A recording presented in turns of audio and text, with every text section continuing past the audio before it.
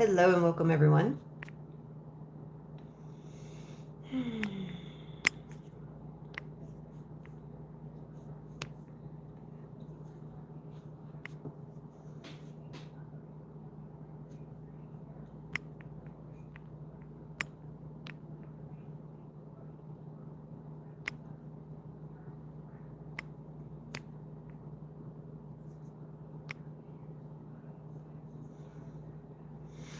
Okay, just getting everything set up here.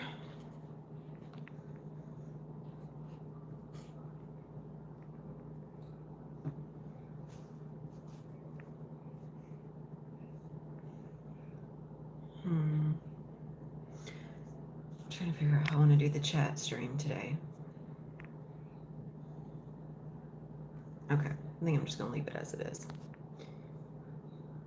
All right, just going to give this a few minutes to go live and then we'll begin.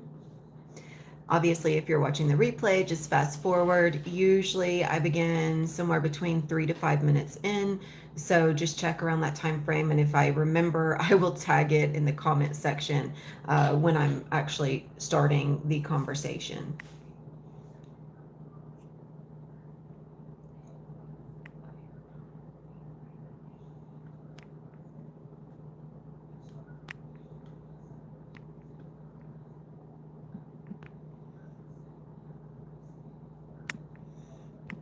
Okay.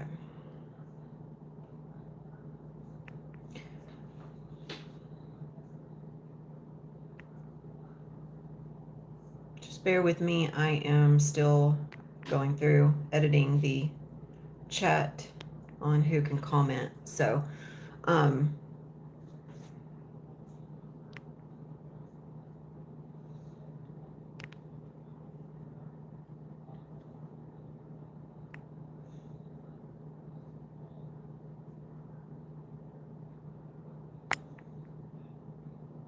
okay. All right, I think I've got everything ready here. Okay. All right, welcome everyone. I am so grateful to have you here. And, I just uploaded, hello and welcome.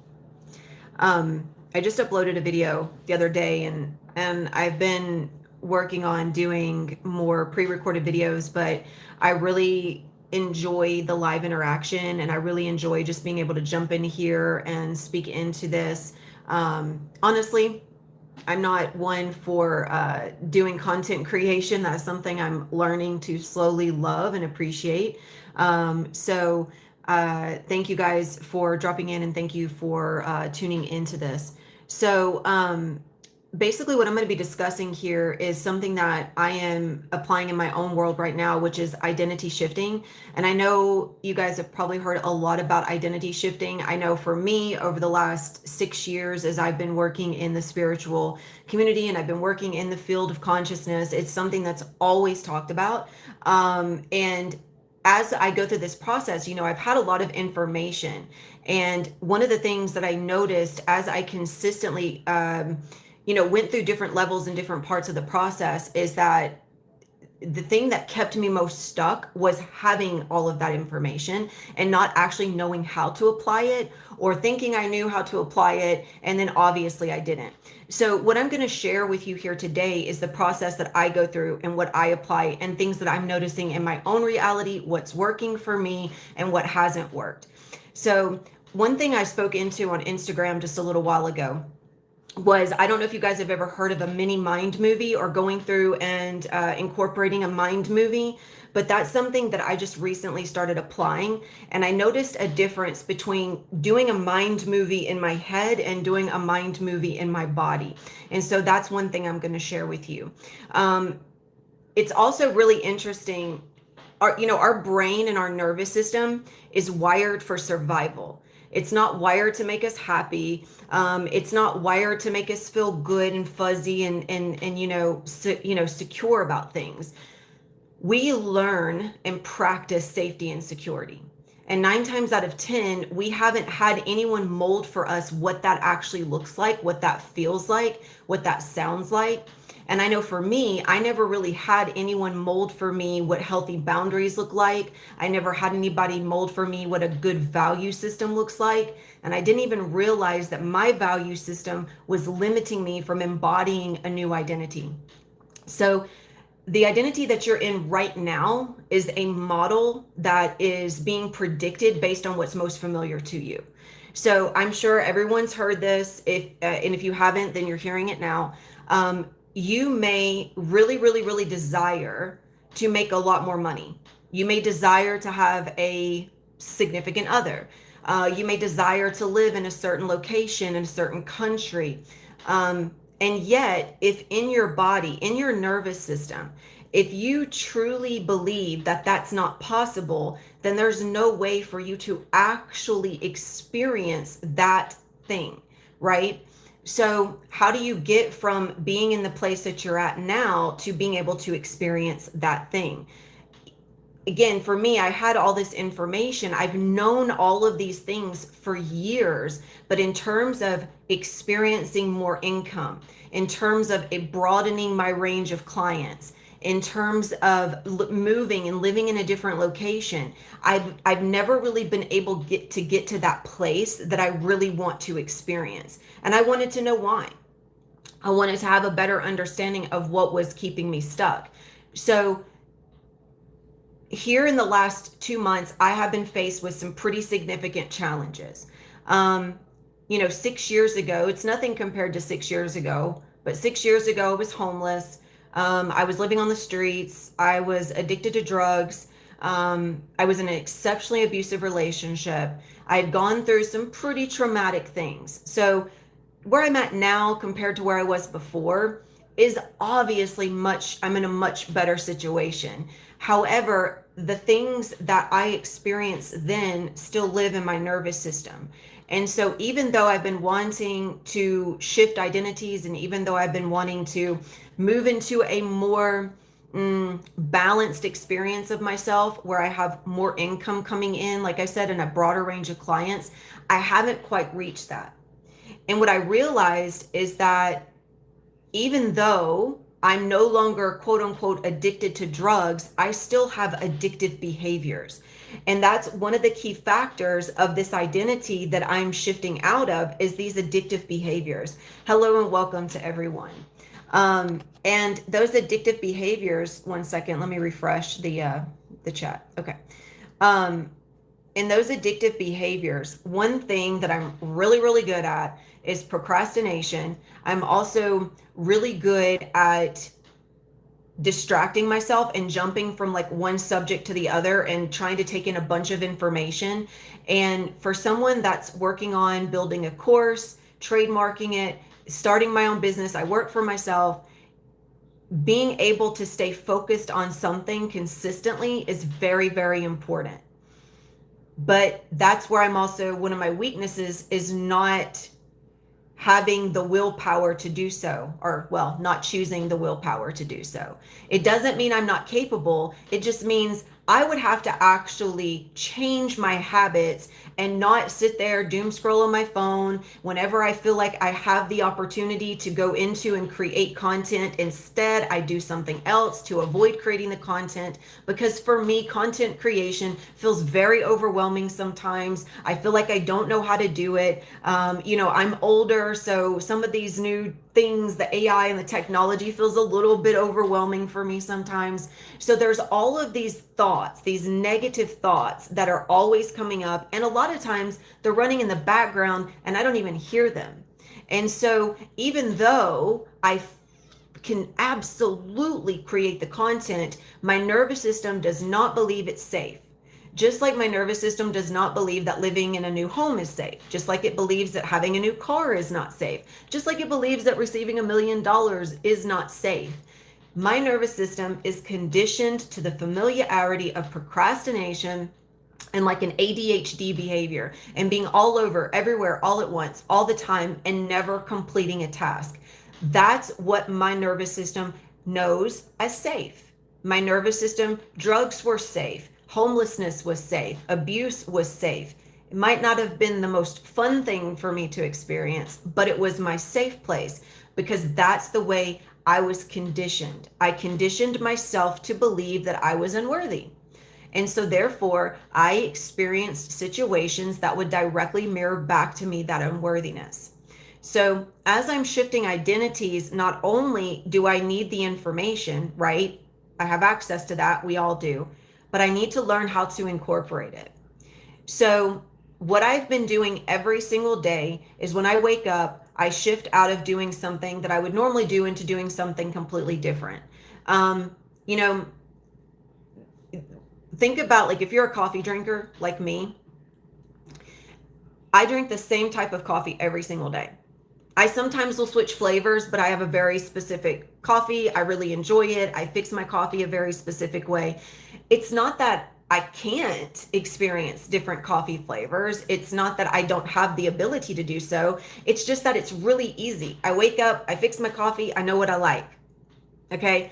So am I going to go to the supermarket and just buy some random out of the blue flavor that I've never tried? Probably not, because I don't know what it tastes like. So that's how my nervous system is treating every new experience that I desire. It doesn't mean that I can't experience it. It means that it just isn't something that I would normally go for in my day-to-day behaviors. So if I want to experience it, I have to really, really, really be consciously aware of my actions. And I have to literally make that move intentionally towards the goal that I want to experience. If not, it's not going to come any closer to me. And, you know, your brain is always predicting. This is the video I just uploaded. Your brain is always forecasting your identity. It's always predicting your future, and it's always distorting time. It's not doing this intentionally to hurt you. It's just a safety mechanism. It's protecting you. And the only time that actually exists for us is the second, or really the nanosecond. And every nanosecond, your cells, on a subatomic level, are collapsing and going into the field and then returning and forming into what we call the 3D. So the 3D is basically a collection of snapshots overlapping each other. So what you see in front of you is a collection of snapshots that have built up over time. And by the time your conscious awareness is aware of your reality, it's already been in the past. So the only time that you can actually transition yourself is in the presence of the body, conscious breathing, being within the presence of the breath in that second, and in every second, consciously focusing your awareness with intention. The more that you do that over longer periods of time, the more that you create new snapshots that your 3D will basically print out.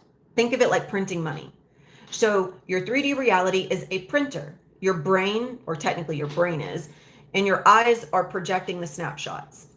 So if you want your nervous system to relay new snapshots, there has to be consistent action through every second of the day, as often as possible, not every second, but throughout the day. You have to be more intentionally responsible with your moment to moment time. So you consciously choose to drink a different cup of coffee. Oh, wow, I just had a blackout. And it only happened in here, you guys. That did not affect the TV or anything. Or the air conditioner. Wow. Okay, speaking of consciously affecting things, that was really interesting. So as you're going through your day, and I will apologize ahead of time, because if this goes out again and I lose internet, it might cut out. Hopefully it doesn't. So if it does, I'll pick this up as soon as I'm able. So just giving you guys a heads up. But as you're going through your day, you're already moving through your past. Now, your past is a collection of information, snapshots through time that are layered on top of one another. So by the time your conscious awareness catches up with what's happening in the 3D, it's already happened. And it's already happened for some time. Now, where are you getting the information to create the snapshots? From the past experiences that you have tagged on an emotional level as most important. And these could be emotions that were distressful or uncomfortable. but your body is going to remember what you choose to remember. And if you're like me, my identity was forecasting rain all the time, always expecting the worst. I might be hoping for the best, but I'm expecting the worst. So I always say my identity is forecasted for rain, and I'm choosing to embody an identity that's forecasted for sunshine. So I'm changing my entire environment. I'm changing my entire atmosphere of who I am, which means that every single second I have to choose to snapshot my reality differently. I have to choose to, if I see something happening in front of me that doesn't fit the image that I am wanting, I don't give it attention. I just let it move through.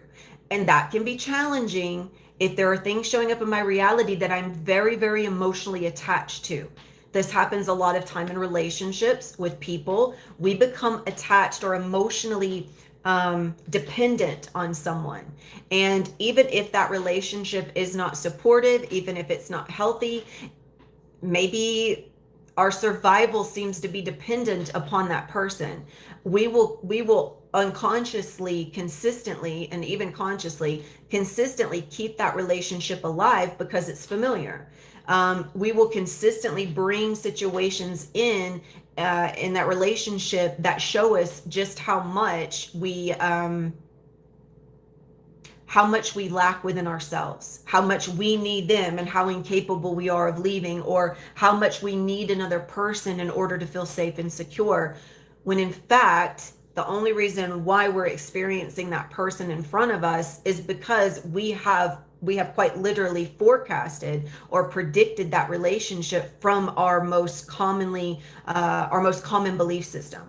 And if that common belief system is unworthiness, just like wanting $1 million, you can't experience more money coming in if your nervous system believes that more is not safe.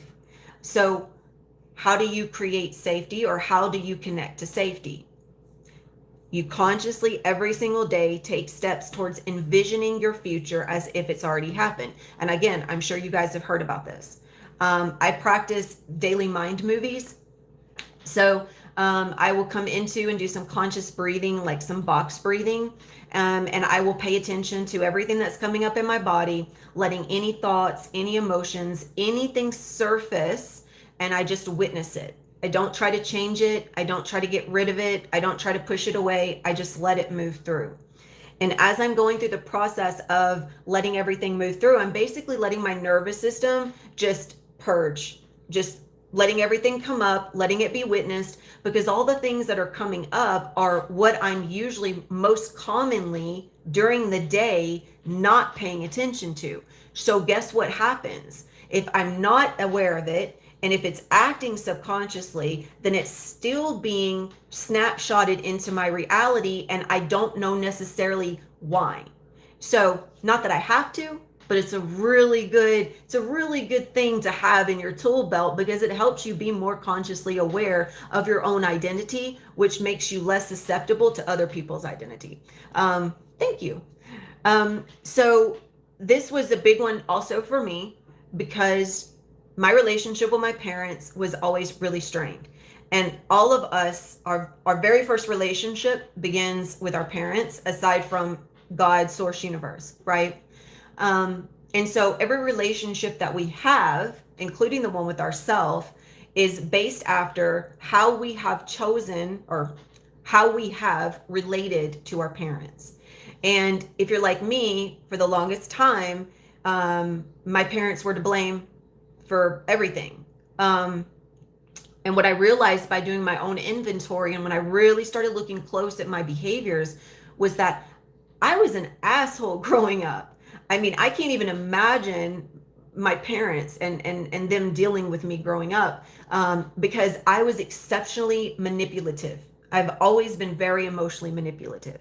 And so for me, I started learning how to use emotions as a way to get my way.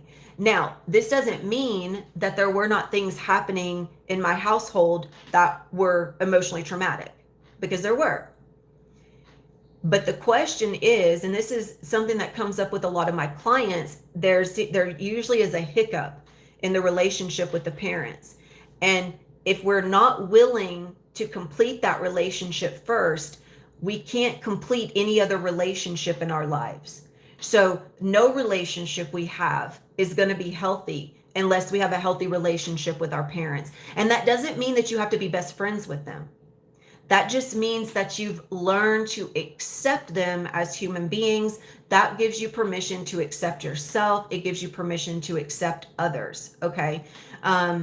That's, one of the things I've learned is to let people be who they are.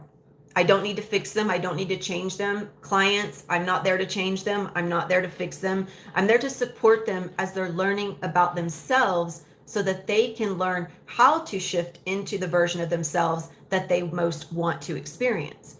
So as I'm going through this process of learning how to embody a new identity, I first needed to understand the identity that I have been existing in. And that boils down to my childhood. But it doesn't mean, and I want to make this very clear, just because it began in my childhood doesn't mean I need to obsessively focus on my childhood. It just simply means that I'm going to give myself permission to forgive my parents and to love the little girl that built the behaviors that I've been operating in. To love her, to accept her, to honor her. She didn't make any mistakes. My parents didn't make any mistakes.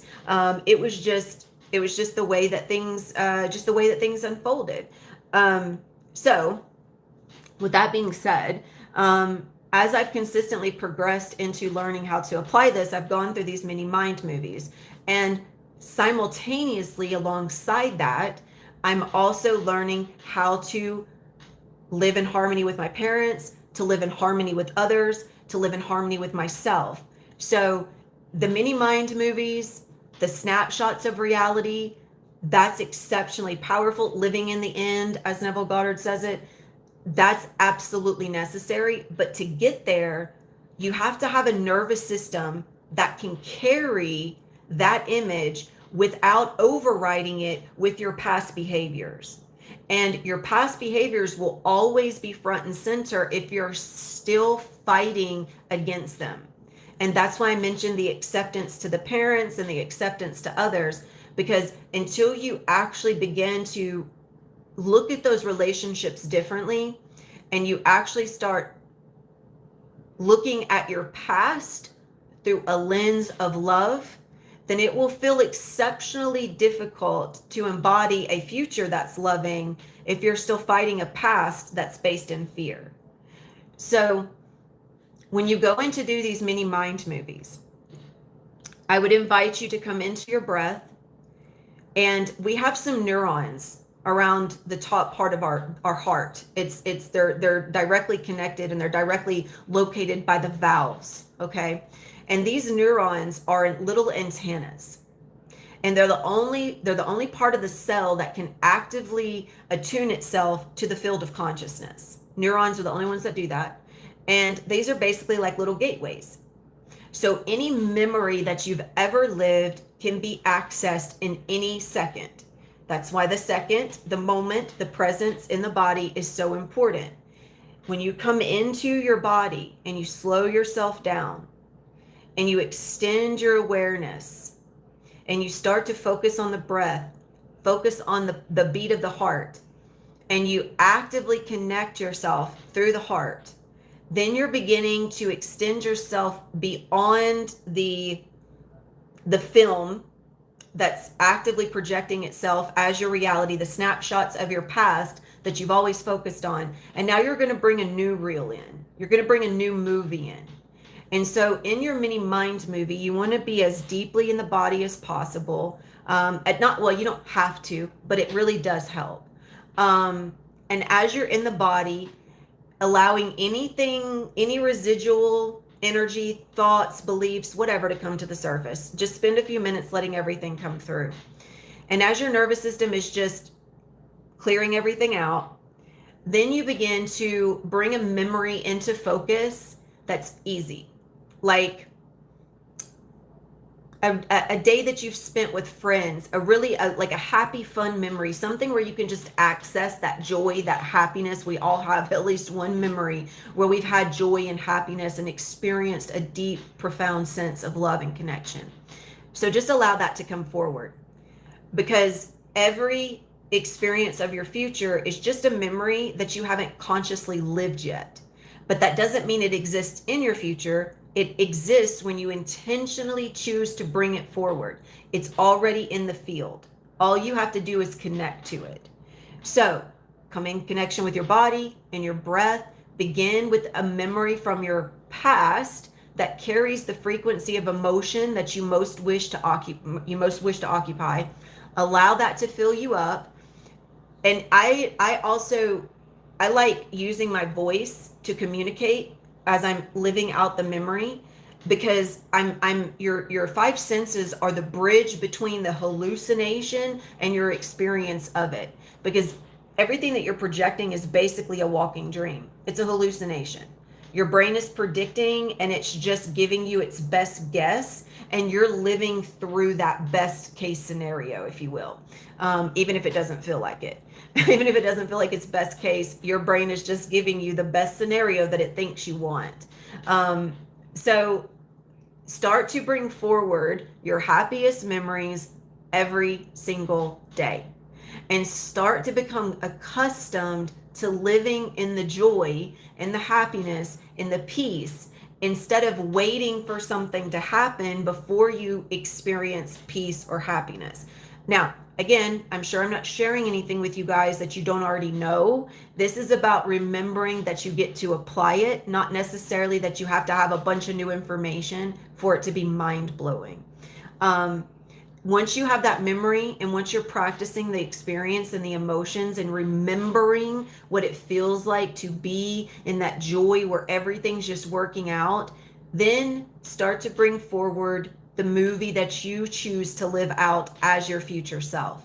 And you don't have to have it perfect, but the more things that you can fill in the blank with, the better, right? The smells, the touch, the taste. This is why I immerse myself in the environment as often as I can. There's a memory right now that I'm recreating, and it involves being outside. So I go outside, and I'm listening to the sounds. I'm incorporating the sounds, the smells, the feel of the sun on my skin. Your senses, having that access to your senses is really going to emphasize the way that your nervous system starts to access the memory. And now it's going to start actively taking snapshots as your new reality. But if you're not choosing to live that reality out right now, and you're just hoping that it's going to come to you sometime in the future, then you're sitting around in hope, which is just stagnancy. It's not action. So every single day and every moment of every day, check in with yourself and see, are you taking an action towards your new reality, or are you still printing your old identity? For me, there are certain things that I have to do that I don't normally do, but they're necessary, and they seem very basic, very mundane, but that's the point. My new reality needs to be so mundane that it's not a big deal. Because if I believe it's a big deal, my nervous system believes it's unsafe. So every single day, I'm just taking actions towards building this new reality, so that when my cells emerge from the void, they're emerging with the information that is most aligned to the reality that I desire. So every single morning I wake up. Normally I would go straight to my cup of coffee because I love it. But what follows that cup of coffee is usually scrolling on my phone, getting distracted for a little while. So it's important that I don't go to my cup of coffee first thing.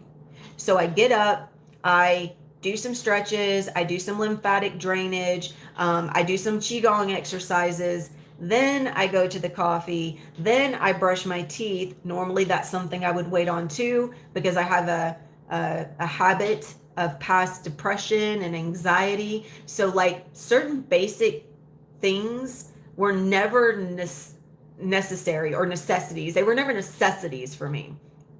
Drugs were always a necessity for me. So incorporating very basic day-to-day mundane actions is necessary, and training my nervous system that structure is not only easy, but it's a formula for success.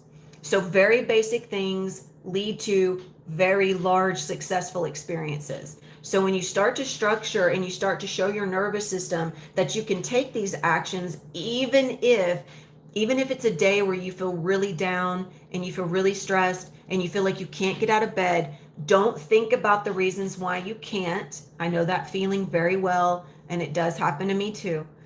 Just roll yourself out, go brush your teeth, wash off your face, show your nervous system that it can carry a different capacity.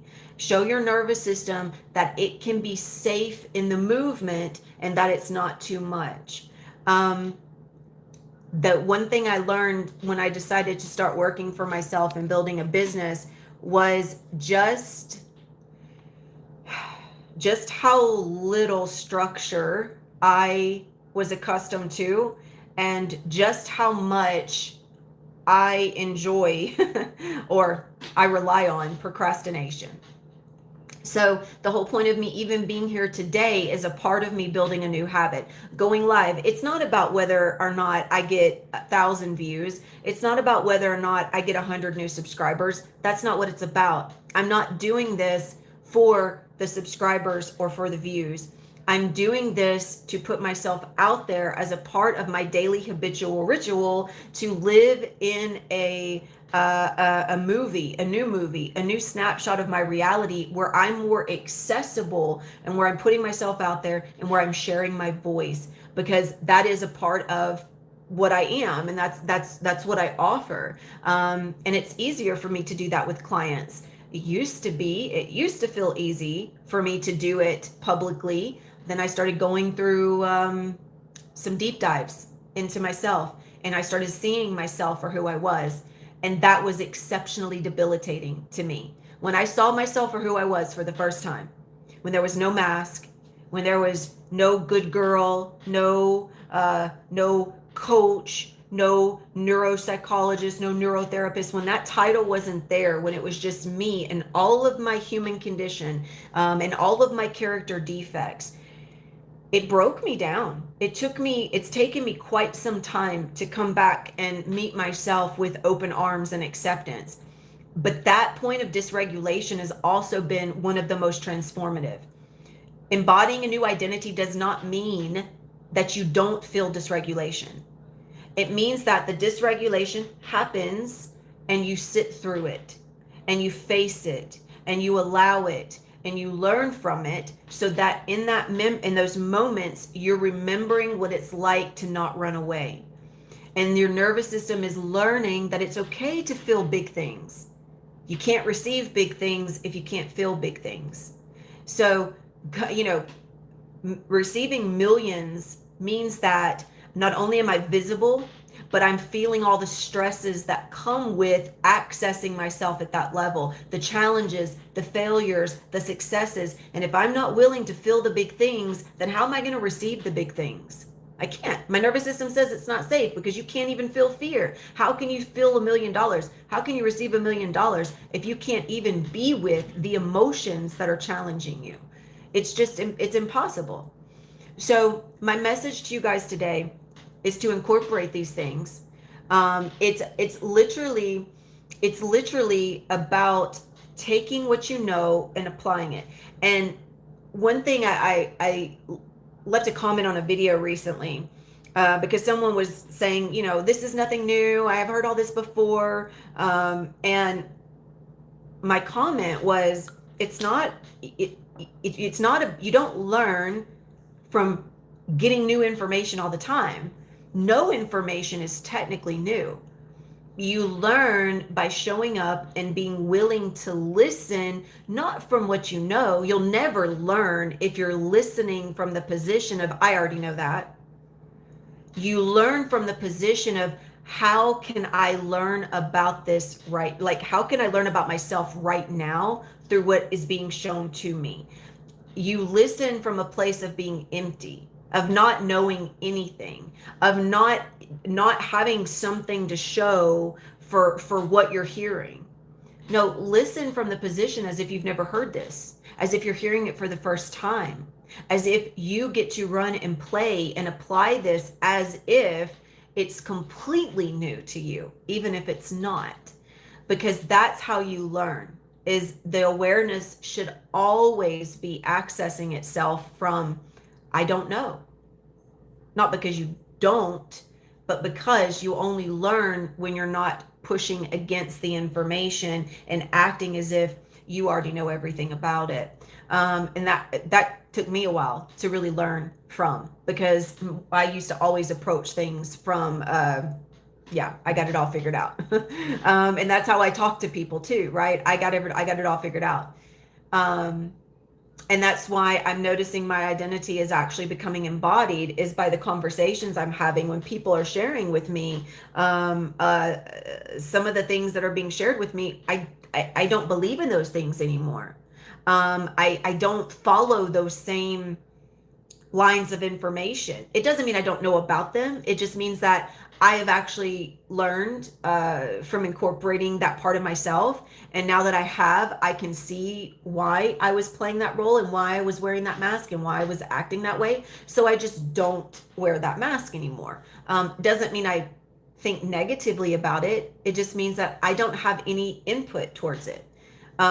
So I just let the person express themselves, and I just let them share the information. And if I don't respond, it's not because I don't love or care. It's because there is really nothing I can offer in that conversation that's available to be received, because that person's not sharing with me to have an exchange. They're sharing with me because they just want to tell me everything they know.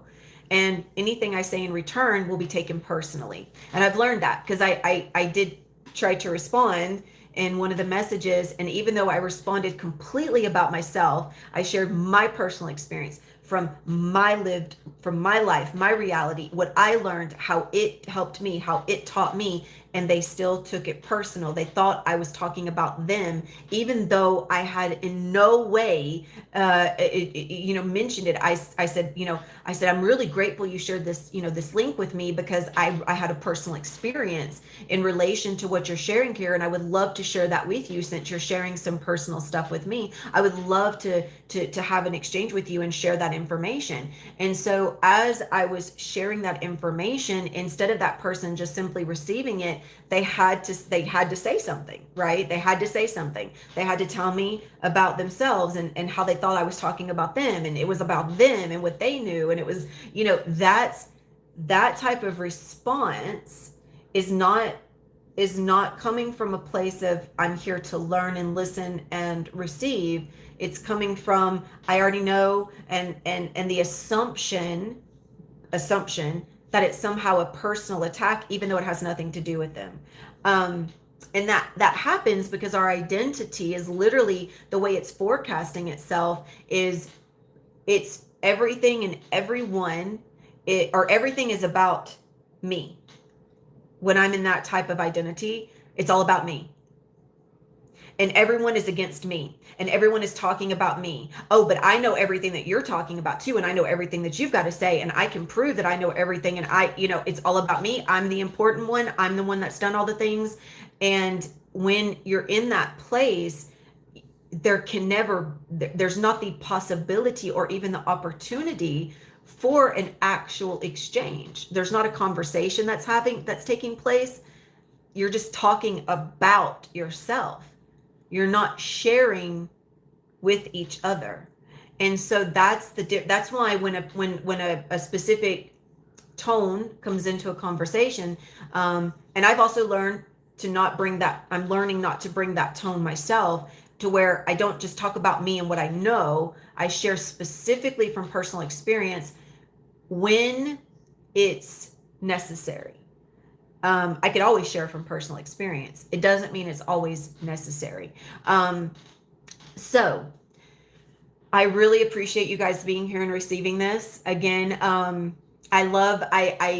as I'm stepping, as I said, as I'm stepping into content creation, as I'm learning to really embody a new identity, I've been really holding back from stepping into lives because they're so much easier for me. I just, when the information's there, I just love dropping it in and sharing it. Content creation feels a little bit like, I mean, obviously I can sit down and share it. I don't know. I just feels more concrete here and like it flows. I can just share what's on my heart and what's most available for me right now. But I am learning to love content creation a little bit more. But I'm also, it's just like starting a business or creating or trademarking a course, which is again what I'm also doing right now, or have done and am continuously doing, is that you learn who you are. And as I'm sitting down to do content creation, and I would much rather be here sharing live, speaking vulnerably, just being raw and open, I've noticed it doesn't mean I can't offer that same thing in the content creation and the pre-recordings. It's that I have some resistance. I have some beliefs that it's not going to look good enough, that it's not going to be good enough, that when I sit down to do the content creation, I become hyper vigilant to what other people are doing. And so I'm comparing what mine looks like to what other people have done, and I'm trying to see, is this going to be accepted? Are people going to enjoy it?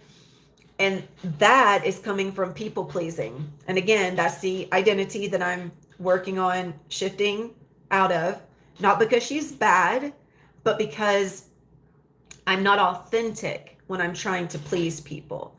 I'm authentic when I'm simply just sharing vulnerably about myself and my life. And as this shift has been underway,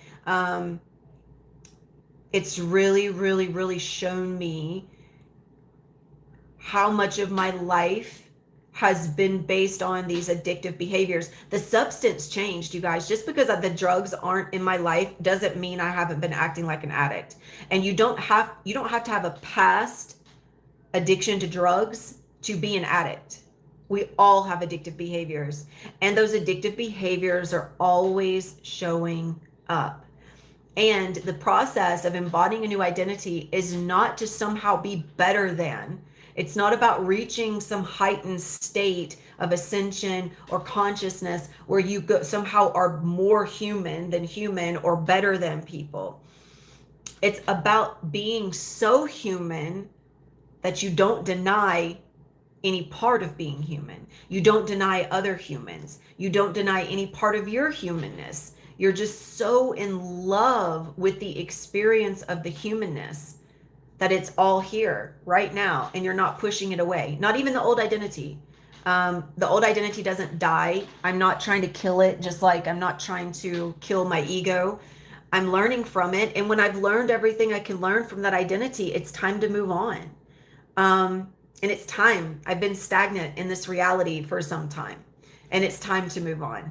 I have the capacity. I just have been too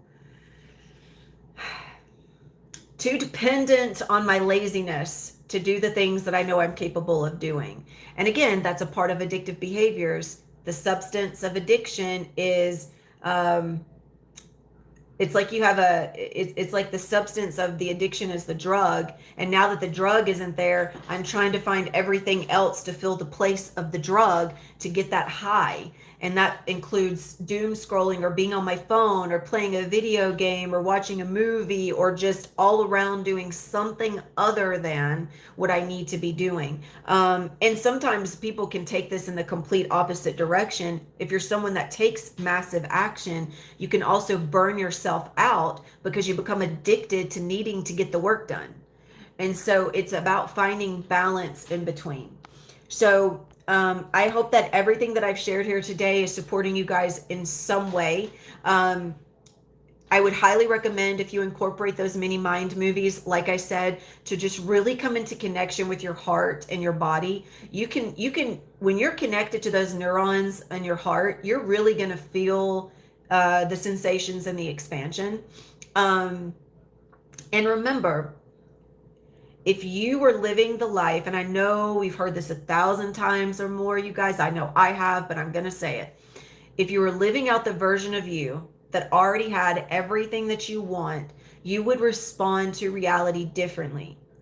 Just remember, everything that you see in front of you is layered snapshots that becomes an image, a hallucination, a hologram. Your eyes are simply just reflecting the image that is most familiar to you. Okay, and that is based on information and a specific way that you receive the information, which means that in order for the information to change, the way you receive the information has to change. Information is just information. If you want your reality to show you the information differently, you have to choose to receive it differently. That's why I always mention, even just showing up and listening, how you listen, part of the five senses, is based on how you're receiving. If you're listening through what you know, then you're not listening to learn. You're listening to simply be acknowledged, to get attention, to see, to have others love you because you know something. So do it differently.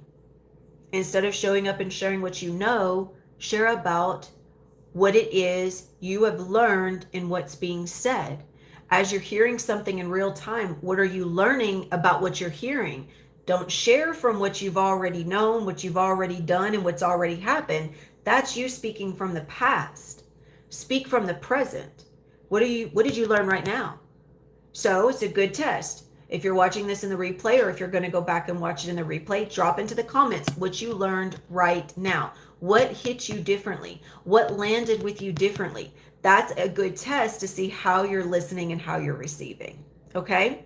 All right, you guys, thank you for joining me. I can hear the storm getting closer. So since the power's been going out here and I just had the everything shut down a minute ago, I'm going to go ahead and wrap this up. I appreciate you guys. I love you dearly. If anyone is interested in working with me, I will have the information in the description. I do have 2 spaces available for private mentorship right now and clientele. If you are interested, this is a deep dive into cellular memory as well as cellular embodiment through shifting identities. So this is where we're capturing things in real time. We're reframing it.